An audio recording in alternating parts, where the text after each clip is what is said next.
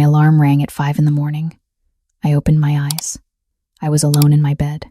I got up quickly. I walked to the kitchen. I lived on the top floor. The building was very tall. I looked out the window. The city was still dark. Lights blinked below me. Cars moved on the streets. I felt powerful. This view was mine. This life was mine. My name is Harper. I am 38 years old. I work at Sterling Global. It is a big company. We work with money. The building is made of glass. It shines in the sun. My father built this company. He started it many years ago. He died 5 years ago. I miss him every day. I worked hard for this company. I gave everything to it. I was young once. I had friends. I had love. But I said no to all of that. I chose my job. I chose my father's dream. Some days I felt sad, but today was different. Today was special. Today the company needed a new leader. The old boss was old now. He wanted to stop working. He wanted to rest. Everyone knew I was the best choice. I was the chief operating officer. People called me the COO. I managed everything. I knew every part of the business. I went to my closet. I had many suits. Today, I picked the most expensive one. It was black and perfect. I put it on. I looked in the mirror. I looked strong. I looked ready. My phone buzzed. It was Julian. He was the chief financial officer. We called him the CFO. He sent me a message. "Congratulations, boss," he wrote. I smiled. He believed in me. Then Victor called me. Victor was our lawyer. He worked for my father for 20 years. He was like family. "Harper, today is your day," he said. His voice was warm. "Your father would be so proud." I felt tears in my eyes, but I did not cry. I was too strong to cry. I drank my coffee. I ate nothing. I was not hungry. I only felt excitement. My heart beat fast. This was the day I waited for. This was my dream. I worked for 15 years for this moment. I left my apartment at 6. My car waited for me. The driver opened the door. I got in. We drove to the office. The sun started to rise. The sky turned orange and pink. It was beautiful. Everything felt perfect. We arrived at Sterling Global. The building looked like a castle. It was made of glass and steel. People walked in and out. They all worked for me. Well, soon they would. Soon I would be the boss of everyone. I walked through the lobby. People looked at me. They smiled. They nodded.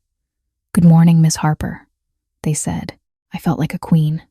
I was the queen of this place. I took the elevator to the top floor. The doors opened. My office was here. It was big and bright. I had a desk made of wood. I had a view of the whole city. I sat in my chair. I looked at the clock. The meeting was at 9. I had 3 hours to wait. Julian came to my office at 7. He brought coffee. "Are you ready?" he asked. His face looked happy. "Of course," I said. I was born ready. We laughed together. He left. Victor arrived at 8. He wore a dark suit. He carried a briefcase. "Harper, the papers are ready," he said. "After the meeting, you sign everything. Then you are the CEO." I felt my heart jump. "Thank you, Victor," I said. "Thank you for everything." He smiled, but his smile looked strange. I did not think about it. I was too excited. At 8:30, I went to the bathroom. I fixed my hair. I put on lipstick.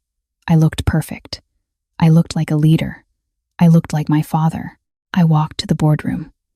It was a big room. There was a long table. There were many chairs. The walls were glass. You could see the city from every side. I loved this room. Soon it would be mine. People started to arrive. Board members came in. They sat down. They talked quietly. Everyone looked serious. I sat in my chair. I waited. My hands felt cold, but I smiled. I showed confidence. I showed strength. The clock showed 9. Everyone was there, but one chair was empty. It was the most important chair. It was for the majority shareholder. Nobody sat there yet. Then the door opened. A man walked into the room. Everyone turned to look. I looked too. My heart stopped. I could not breathe. It was Angus. I felt my face go cold. My hands started to shake. I tried to stay calm, but I could not. Angus looked different now. He wore an expensive suit. It fit him perfectly. His shoes were shiny and new. His hair was cut short. He looked strong. He looked powerful. He did not look like the man I knew. 5 years ago, Angus was different. He had a small business. He tried to make it work, but he failed. He lost all his money. He lost his office. He lost everything. He came to me for help. He asked me to stay with him, but I said no. I remember that day. We sat in a coffee shop. He looked tired. His eyes were sad. "Harper, I need you," he said. I felt something break inside me, but I did not show it. "I loved you, Angus," I said, "but I love my future more." Then I stood up. I walked away. I never looked back. I thought I made the right choice. I thought he would stay poor forever. I thought he would never come back, but here he was. In my boardroom, in my company. Angus walked slowly to the empty chair. It was the big chair, the most important chair, the chair for the majority shareholder. He did not look at anyone else. He only looked at me. He put his hands on the table. Everyone was quiet. Nobody spoke. The room felt heavy. I could not think clearly. Then Angus smiled. It was not a warm smile. It was cold. "Hello, Harper," he said. His voice was calm. "Long time no see." I opened my mouth. No words came out. I felt like a child. I felt small. I felt weak. "I have news for everyone," Angus said. He looked around the table. "I am the new owner of this company.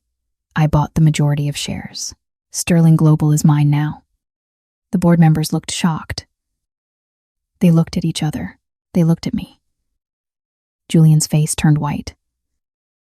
Victor looked down at his papers. Nobody spoke. I finally found my voice. "That is not possible," I said. My voice shook. "You have no money. You had nothing." Angus looked at me again. His eyes were hard. "People change, Harper," he said. "I changed. I worked hard. I made new money. And now I own what you love most." I felt the room spin. The floor felt like it disappeared. I held the edge of the table. I tried to stay steady. This could not be real. This was a bad dream. I wanted to wake up, but it was real. Angus was here. He owned my company. He owned my father's company. He owned my future. "Why?" I whispered. The word came out small and broken. Angus leaned back in his chair. He looked comfortable. He looked like he belonged there. "Because you taught me something, Harper," he said. "You taught me that power is everything. You taught me that love means nothing. So I decided to get power. And here I am." I felt sick. My stomach hurt. My face felt hot. I wanted to scream. I wanted to cry. But I could not do anything. Everyone was watching me. The old CEO stood up. He was a gray-haired man. He looked confused. "Mr. Angus," he said, "does this mean Harper will not be the new CEO?" Angus smiled again. That cold, terrible smile. "That is correct," he said. "I am the CEO now. Harper will stay as COO. She will work for me." The words hit me like stones. Work for him. Report to him.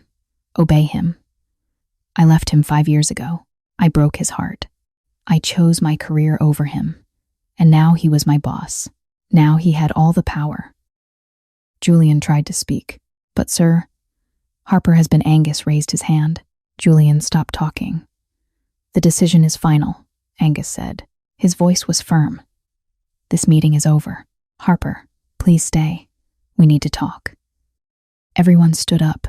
They walked out slowly. They did not look at me. I felt their pity. I felt their judgment. Victor was the last to leave. He closed the door behind him. I was alone with Angus, the man I once loved, the man I destroyed, the man who came back to destroy me. The next days were terrible. Angus did not fire me. That would be too easy. Instead, he made me suffer. Every hour, I had to report to him. I had to tell him about my work. I had to show him my plans. I had to ask for his permission. He made me feel like a child. In meetings, he asked me questions. Easy questions. Questions I could answer in my sleep. But he asked them in front of everyone. "Harper, can you explain this?" he would say. His voice was sweet, but his eyes were cold. Everyone watched. Everyone saw my shame. The staff started to treat me differently. Before, they respected me. They listened to me. Now they looked away. They whispered when I walked past. I heard them talk. "She used to be powerful," they said. "Now look at her." I tried to stay strong. I tried to keep my head high. But inside, I was breaking. One thing confused me. How did Angus get so much money? 5 years ago, he had nothing. He could not pay his rent. He could not buy food. Now he owned a huge company. The shares cost hundreds of millions of dollars. Where did he find that money? I asked people. Nobody knew, or nobody wanted to tell me. The financial records were locked. Only Angus could see them. And Julian. And Victor. I noticed something strange. Julian avoided me now. Before, we were friends. We had coffee together. We talked about work. Now he walked past me without speaking. His face looked guilty. He could not meet my eyes. Victor was the same. He used to call me every day. He gave me advice. He protected me. Now he never called. When I saw him in the hallway, he turned away. He disappeared into Angus's office. They were always with Angus. They had private meetings, long meetings, behind closed doors. What were they talking about? What were they planning? One night, I worked late. Everyone else went home. The office was dark and quiet. I sat at my desk. I felt tired. I felt alone. Then Angus walked into my office. He did not knock. He just came in. He carried 2 glasses and a bottle. "You look tired, Harper," he said. He put the glasses on my desk. He poured brown liquid into them. "Have a drink." I looked at him. "I do not drink at work," I said. He smiled. "You used to," he said. "Remember? We used to celebrate together. We used to make plans together, but that was before." He sat down across from me. He pushed 1 glass toward me. "Come on," he said. "For old times." I took the glass. I did not drink. I just held it. "Why are you doing this?" I asked. "Doing what?" he said. His face looked innocent. But I knew better. "This," I said. "Keeping me here. Making me work for you. Why not just fire me?" Angus leaned back. He looked at me for a long time. "Because that would be too kind," he said. "You did not just leave me, Harper. You destroyed me. You took my heart and threw it away. Now I want you to feel what I felt. I made a choice," I said. My voice was quiet. "I chose my career." "Yes," he said. "And choices have prices. I paid my price. Now you pay yours." We sat in silence. The air felt thick, heavy. I wanted to leave, but I could not move. "You know what is funny?" Angus said. He took a drink. "Loyalty is expensive, but betrayal is free. You taught me that." I did not understand his words, but they made me feel cold. He stood up. He walked to the door. Then he stopped. "Harper," he said, "be careful who you trust. Sometimes the enemy is not the one you think." Then he left. I sat alone. His words stayed in my mind. Be careful who you trust. What did he mean? I thought about Julian. I thought about Victor. They avoided me. They spent time with Angus. They knew something. They were hiding something. I needed answers. I needed to know how Angus got the money. I needed to know what they were planning. I made a decision. I would investigate. I would find the truth.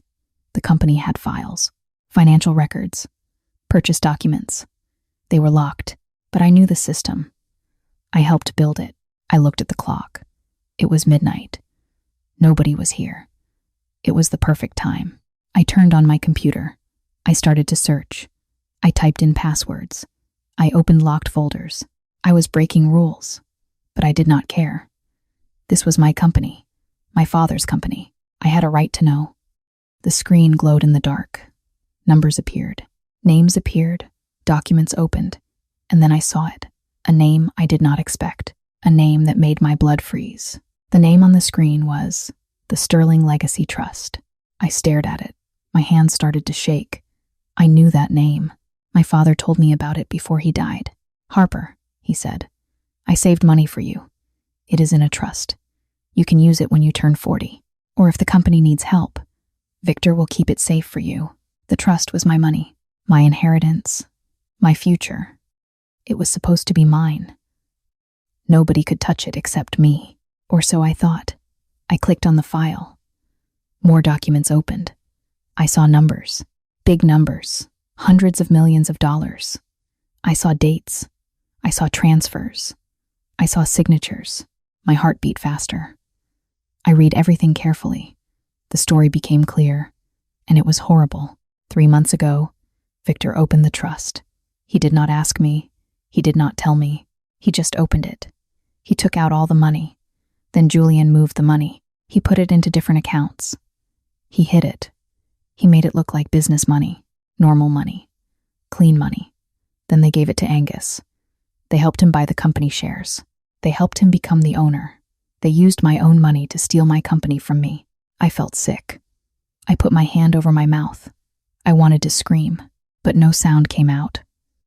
Victor was like family. He knew my father for 20 years. He promised to protect me. He promised to keep my money safe. But he lied. He stole from me. And Julian, I trusted him. I worked with him every day. I thought he was my friend. But he helped Victor. He moved my money. He betrayed me. I kept reading. I found emails, messages between Victor and Julian. They talked about their plan.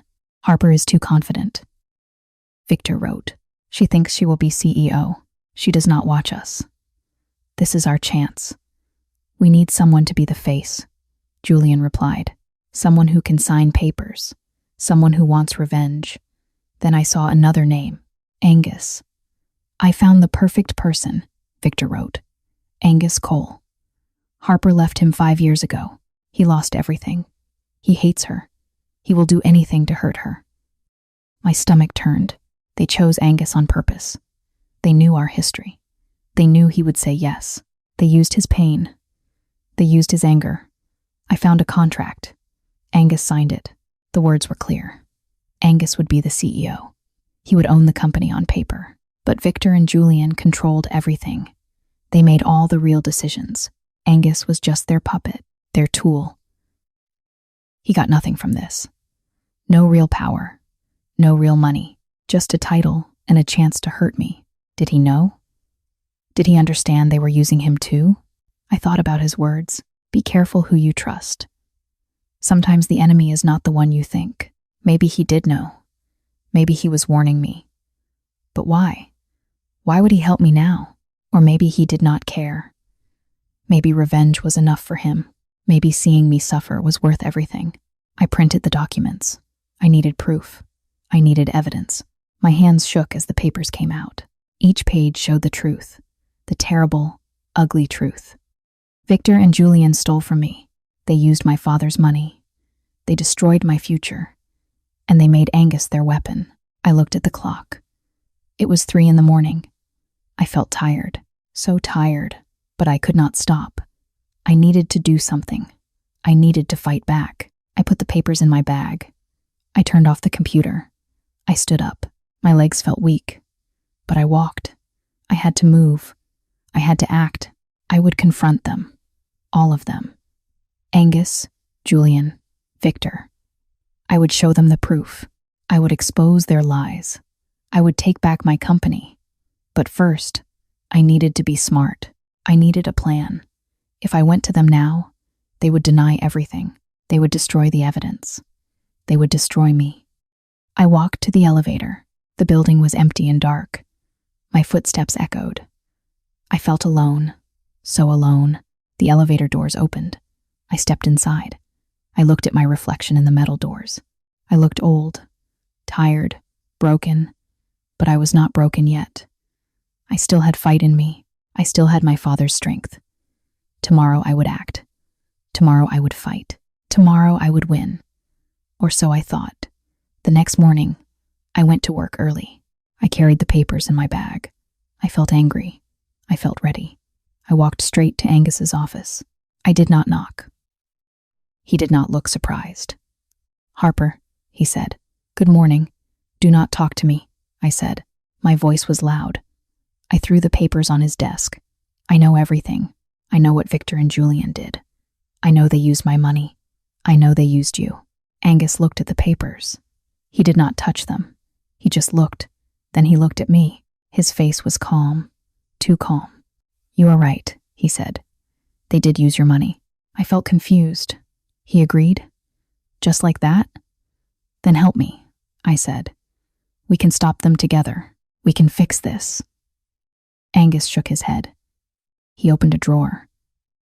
He took out a folder, a thick folder. He put it on the desk. He pushed it toward me. "Look inside," he said. I opened the folder. My hands shook. Inside were more papers, transaction records, memos, letters, and they all had my signature. My signature on everything. "What is this?" I whispered. "These are documents you signed," Angus said. "Over the past 6 months, you moved money out of the company. You sent it to secret accounts in other countries. You were stealing, Harper. You were bleeding the company dry." "No," I said. "I never signed these. I never did this." "Your signature is there," Angus said. He pointed at the papers, clear as day. I looked closer. The signatures looked real. They looked like mine. But I did not remember signing these papers. I did not remember any of this. Then I understood. They forged them, or they hid them in other documents. Documents I signed without reading carefully. I signed hundreds of papers every month. I never looked at all of them. The door opened. Julian walked in, then Victor. They both looked serious. They both looked at me. "Harper," Victor said. His voice was cold now. No warmth, no kindness. "We need to talk about these transactions. The ones with your signature. They look illegal. They look like money laundering. You did this," I said. My voice broke. "You planned this. All of it." "We have proof," Julian said. He pointed at the folder. "Your signature, your accounts, your crimes." I felt the room spin. This was a trap. A perfect trap. They used my money to buy the company. Then they made it look like I stole the money. Like I was the criminal. "You cannot do this," I said. But my voice was weak, small. Angus stood up. He walked around the desk. He stood close to me. "You taught me something important, Harper," he said. His voice was quiet, deadly. "You taught me that career is more important than people. I am just being a good student." Those words, my words, the words I said to him 5 years ago. Now he said them back to me. "Angus, please," I said. Tears came to my eyes. "Please do not do this." He did not answer. He walked to the window. He looked outside. Victor's phone rang. He answered it. "Yes," he said. "Send them up." "Who?" I asked. My voice shook. "The police," Victor said.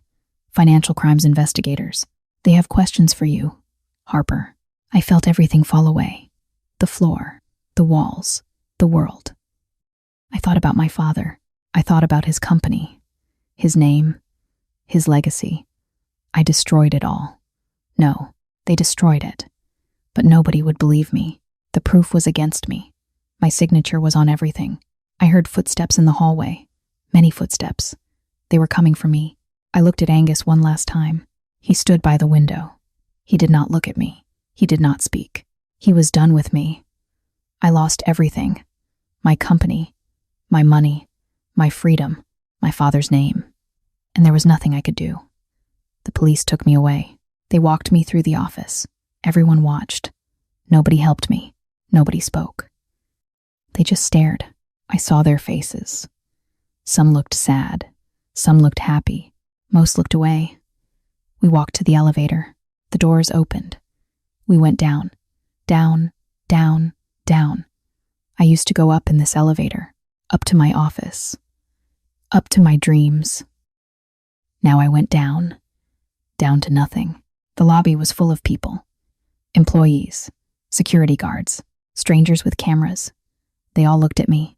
They took pictures. They whispered. I heard the words, Thief.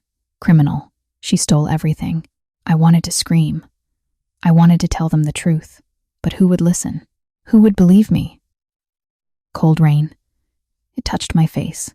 It mixed with my tears. I stopped walking. I looked back at the building. The glass building. My father's building. It used to be beautiful. It used to be my home. My pride. My life. Now it looked cold. Empty. Like a prison made of glass. I thought about my mistakes. I did not make a mistake when I left Angus. I did not make a mistake when I chose my career. My mistake was different. My mistake was simple. I trusted the wrong people. I trusted numbers more than hearts. I trusted Julian because he was good with money. I trusted Victor because he knew the law, but I never looked at their hearts. I never saw their greed. I never saw their lies. I looked up, high up, to the top floor, to the CEO office. I saw a figure by the window. It was Angus. He looked down at me. Our eyes met through the rain and glass. I waited for something. Sadness, regret, love, but I saw nothing. His face was empty, cold, just power, just revenge, nothing else. He turned away. He disappeared from the window, and I knew it was over. Everything was over. The police pushed me forward. I walked to their car. The rain fell harder. I got in. The door closed. The car drove away. I watched the building get smaller, smaller. Then it was gone. Ambition is a beautiful thing. I learned that from my father. But ambition can be dangerous too. When you only see your goals, you become blind. Blind to the people around you. Blind to their true faces. And that blindness becomes a weapon. A weapon that cuts you. A weapon that destroys you. I learned this too late, but maybe you can learn from me. Maybe my story can save you. Thank you for watching Kavico English Storytime. If you enjoyed this story, please subscribe, share it with your friends, and remember, always see the hearts of people around you, not just their words, not just their actions, their hearts. Thank you for listening to my story. Thank you for staying with me until the end of this story. If you enjoyed this time together, please support the channel, click like, so I know you want more stories like this. Share the video with a friend who is learning English, and help them relax and practice at the same time. And don't forget to subscribe to Kavico English Storytime and turn on the notification bell. Your support is small for you, but very big for this channel. It helps our little reading corner continue to grow.